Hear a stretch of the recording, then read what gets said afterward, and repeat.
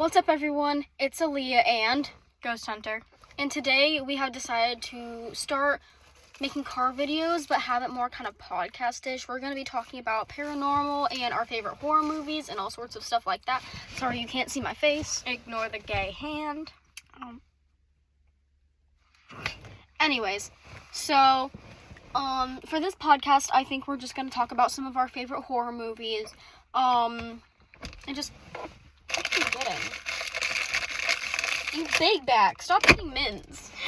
They taste good. She's stuffing mints in her mouth. I can't blame her. Anyways. So, Quinn. It's okay. I don't even care. Guess what, guys? My name's Quinn, but now you can't know what my YouTube channel's called.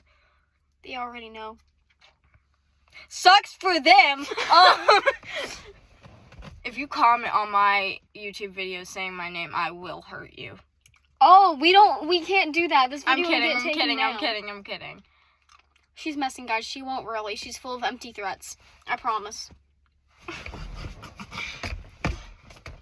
Anyways, so, can I just say your name? Quinn, what's your favorite horror movie? Why do you want to know? Wouldn't you like to know, Weather Boy? So what's your favorite scary movie? The Conjuring. Alright, so tell them what The Conjuring is about. Okay. So The Conjuring is basically, if you love paranormal, you love ghosts, and you love stories that are based off of true stories, you would like this. So The Conjuring is basically about this family that had moved into this house. And this house, it seemed normal, really old. But there was this malevolent spirit that attached itself to this house. And as the family are just now getting used to it, it would go after certain people. Bro, a chicken got itself in your yard. I'm talking. Sorry, I got sidetracked. It's okay. Anyway, so basically it takes place long time ago, but it is based off of a real story, and don't go in the basement. Me personally, I've never seen The Conjuring. I'm really not allowed to until I'm older, which I think is fair. I think it's fair. How do you think you could escape the horror movie? Like, if it was your perspective and you were in there, how would you escape? Well, leaving the house isn't an option because it will attach itself to you. They already said that. In The Conjuring and Conjuring 1. I feel like they tried the exorcism and it didn't work necessarily because I don't think the guy knew what the heck he was doing. Probably not. A lot of people don't. No. So I feel like if you basically looked straight at this ugly creature and said that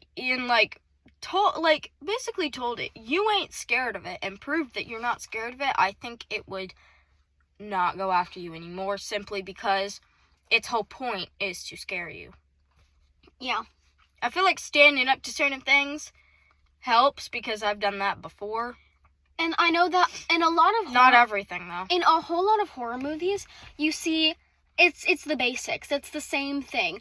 A bunch of people it's like either a bunch of people go into this house, or they move into a house, or they get lost in the woods or something. And that's the basics of a lot of horror movies. A lot of good ones, too.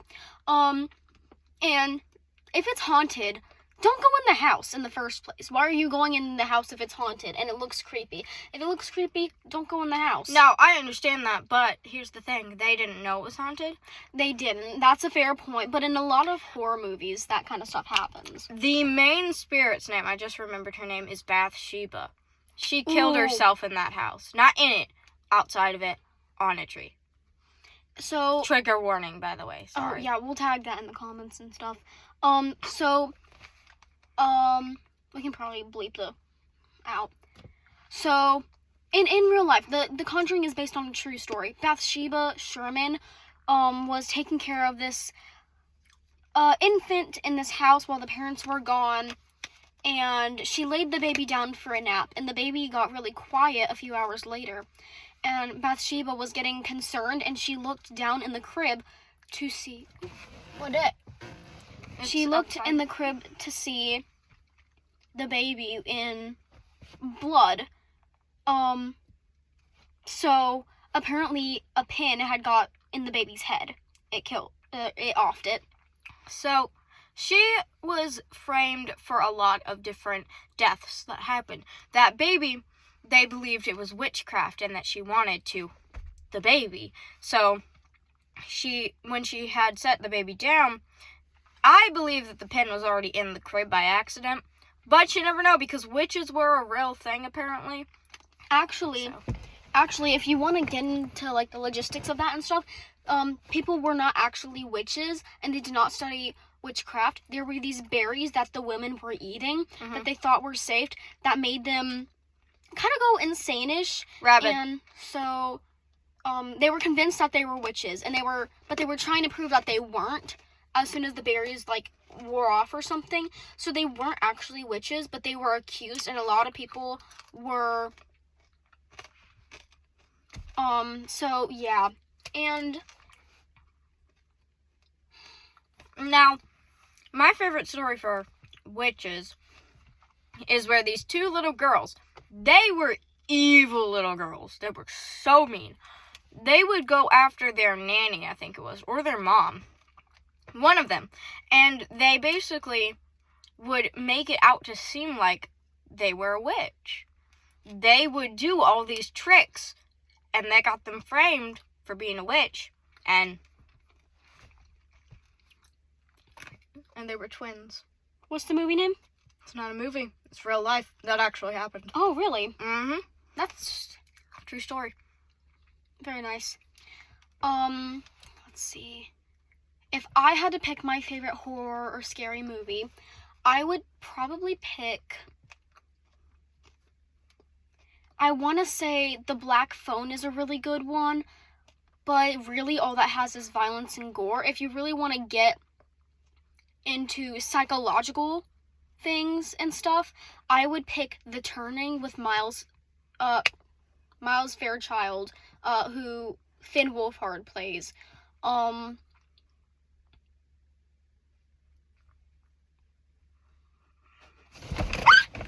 Anyways, so it starts out with a young girl named Kate who is looking for a job, and she's a babysitter, I think. She's a nanny. So eventually she gets a job at this haunted, it's kind of a haunted manor. It has a really spooky backstory. And so the backstory of the children in this house, they have a nanny right now. Why are you giving me hand sanitizer? They have a nanny at the moment, but I think these children are extremely hard to take care of, so it's always nice to have an extra pair of hands. The nanny, Mrs. Gross, is really... Mrs. Gross, yeah. Mm-hmm. Mrs. Gross is actually just the caretaker of the children. The children lost their parents in a horrible accident right outside of the gates of the manor, and the two children witnessed it. So that is why they are not allowed to leave the gates, and that is why they are terrified to leave the gates. Now, there's a boy named Miles Fairchild, and basically, he, like, it's hard to explain, kind of. He's a bit of a creep. He is. He just came back from a boarding school from apparently, fighting someone else.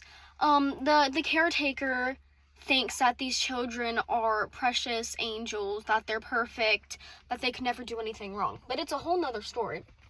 As it goes on, there is a man named, I think it was Quinn, who used to be their nanny. I think he died. Oh, dang. Or no. He either died or he left. Dang. I left But, and I died. So... Well, he probably died one day. Shut up. Anyways, so, as the movie goes forward, you see that Miles and, I think his name was Quinn, had a very close relationship together. So, Miles mentions him a lot to Kate. And Miles just kind of starts playing with Kate's head, trying to get Quinn in her head. And so, basically, she goes to the stables very late in the afternoon, I believe, and she's looking for Miles and Flora. Flora is the younger sister, and Quinn comes behind from, I think, the stables and stuff, and starts chasing her. And the story goes on, and eventually, I think there was a deleted scene where Miles was trying to kill Kate, and in the deleted scene, Kate kind of just Miles, and then like a spider comes out of his mouth or something, because he owned a spider. He owned a tarantula. And, shut up. Oh, I'm sorry, that seemed like it hurt. Stop. So, yeah, that's the movie. That's the logistics of it. Have you ever had a dream when you in the beginning anyways, so the Turning is a really good horror movie if you're looking for something. I think it's more of a psychological thing. In my opinion, it was. Why does my neck look like that? Because you're leaning like this, stuff. I have a long neck. One way that you could escape the Turning, you can't leave. You can't leave the house either. You can't leave the manor. I think pretty much all you have to do, because there's like a spirit haunting the house too, I think. And I think it was the spirit of Quinn. Oh, so he did die. I think. I'm not like completely sure. I haven't seen it in a little while. It's been a minute. It's been a hot minute. It has. So, yeah. One way. No, I was asking for the dog. Oh. No! So if you really wanted to escape, I think it would have to be mid-daylight. Make sure Flora and Miles aren't watching. Do it sometime when Miles is back at boarding school and stuff. And then do it when Flora is at the stables and Mrs. Gross is doing work around the manor, and make sure everyone's distracted, and then I guess you can sneak from the gates. It's not a good idea because, PTSD and all. So yeah, stop chewing on the duck. I wasn't chewing on it. I was chewing on it. It has air. But yeah, that's my favorite horror movie. Okay, so I know I said The Conjuring, and then I forgot that one of them existed. Hi. This is a not so talked about movie called The Babadook. Oh yeah, I've never seen it because it's terrifying. It is. So it's basically this mother and son. The father has passed on, sadly, but the son still suffers from trauma of that, and the mother is still suffering as well from depression. However, it gets worse and worse for her as it goes on, because she feels like her child's going insane because her child is seeing things that she's not. The child is acting up, but also the child is very autistic. So, like me. Yes, like you. So, basically, it starts off normal family, they wake up, all that. But, it's nighttime, and the mom is going to read a story for their kid before they go to bed. Keep in mind, the kid is like 7, okay? So, basically, they read this book, and they had never seen this book before. The mom had never seen it, but the child picked out the book and gave it to the mom. And it read, if it's in a letter or in a book, you can't get rid of the Babadook. He comes and goes as he pleases, and some other stuff that I forgot. But basically, he also said that it would come to the door at night, and you would hear 3 sharp knocks. Babadook, dook, dook. And then he would never leave you alone because of the book, and you can't get rid of the book. So it kept getting disturbing. So the mom was like, okay, I'm going to pick a different book. Because at this point, the kid was crying. So, a few days later, this kid starts seeing this man. And this man, you can't see his face. He has a weird top hat and really long fingers. It's really creepy. But basically, this Babadook monster thing is trying to attack this kid, and the mom can't see it yet. Then the mom finally does see it because at night she was trying to sleep and she hears on her door. And she remembered the book and she's like... And that was our first jump scare where it gets on the ceiling and jumps towards her. But it's okay. She was okay. So by the end of the movie, she gets it trapped in the basement. It tries to trick them into thinking it's the husband and the dad. But really, it wasn't. And it depends on how you see the Babadook. It could be a evil spirit that possessed in this book. Also, they tried to burn the book, but the book kept showing up on their doorstep, fixed every time. Anyway, but it depends on how you look at it. The Babadook can be an evil spirit, or it could be their grief. Because if you think about it, they're still suffering from depression, but when they worked together, they kind of got over that when they talked about it and found ways that they can fix it, and that's when the Babadook kind of started to disappear, except for being in the basement, and now the mom can control it. Oh, and the mom got possessed.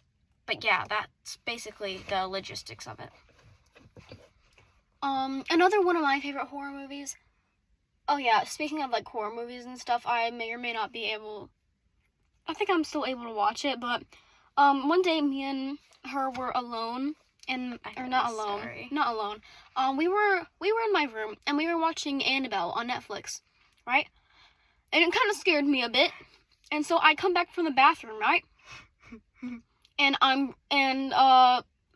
something touches the back of my neck, and it was my hair, and I didn't know it was my hair. So I jump and I run towards my room, and I stub my toe, and I broke my toe, and she was laughing at me. Do you want me to tell them why? Because my hair scared me? No. Because it looked like a deformed No! Shut up. Anyways, sorry, got off track there.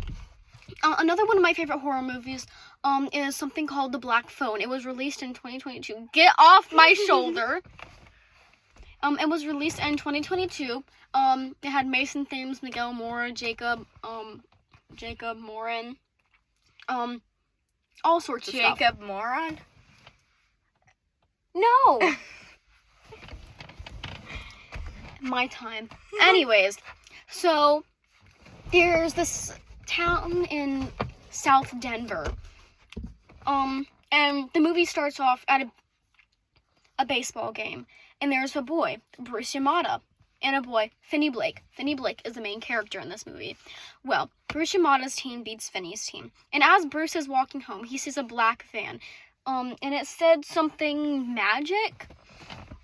And a man comes out and kidnaps Bruce Yamada. Story goes on. We see a boy named Billy Showalter, who was the paper boy. He was riding his bike, and he was kidnapped. The story goes along, we see Finney Blake, who is friends with a boy named Robin Arellano, the school's fighter, ever since Vance Hopper, or Pinball Vance, has disappeared. So, basically, so Finney is trapped in the basement, and as the title says, the Black Phone. The kidnapper's name is the Grabber. So, he goes upstairs. He hears the phone, but it hasn't been working since he was a child, so he never believed it was real, and he was just hearing things. So, Finney picks up the phone. The first person who calls him, Bruce. Second person, I think it was Billy. And then it was Griffin Stagg, who was the first child kidnapped. He was there for like 3 years, I think. And then he was and then he was offed by the grabber. He was the first, and I believe that he was the first kidnapped and offed because he was the smallest, I think. So he was the easiest. Yeah. Can you get me one? So, as the story goes on, we see Robin, kidnapped and offed, and we see each of their stories and how it all happened. So, as the story goes on, the phone keeps ringing, and the boys are calling Finney and helping him escape. They're finding ways to get him out. Sometimes they work, sometimes they don't, and eventually, the grabber's brother, who was on to him kind of the whole time, kind of not, comes down to the basement and sees Finney. The grabber goes up behind him, axe to the head. Sadly, he did pass away and didn't make it. So, Finney had this contraption going on in the back. He jumped over a wire and jumped over a pit that had a carpet over it. So the grabber trips over the wire and falls into the little hole, breaking his ankle. Finney takes the cord, takes the phone, snaps the cord with a little airplane or a rocket pen that he had. He takes the phone and uses it and offs the grabber. He escapes, finds his sister Gwenny, who has been looking for him this whole time. And yeah, he escapes and makes it out successfully. The Black Phone 2 is coming out this October, and I am so excited to see it. I'm forcing her to go see it with me, like always. So yeah. Here's the only thing, though. I'm not supposed to be watching it. Oh, you aren't? No, I'm not allowed to watch The Black Phone. Dang it. Just like you're not allowed to watch The Conjuring. Oh, yeah. I forgot that she isn't allowed to watch it. I don't know why. I've seen The Ring, The Conjuring, The Babadook. I'm gonna see The Shining. I'm gonna see Nightmare on Elm Street. But I can't watch The Black Phone. That's a little bit confusing, because all those movies are, like, rated R and stuff. And this one's only rated R for, like, violence and gore and stuff. Yeah, like, I saw the Chinese, no, whichever version of it was, of The Ring. It wasn't even in my own language, which is the scarier version. So, yeah. I'll probably convince your parents either way, though. Yeah. So, this is our first podcast, our first car podcast. Let us know what movies you want to hear us talk about next. If you want to hear any paranormal, you can type down in the comments your paranormal experiences. We will read the comments and react to them and stuff, and see how we would handle them, and just explain your story. And yeah, let us know. And we might be able to give you a channel shout out. Yes. So we will see you in the next car video. Bye guys, have an awesome day. Bye.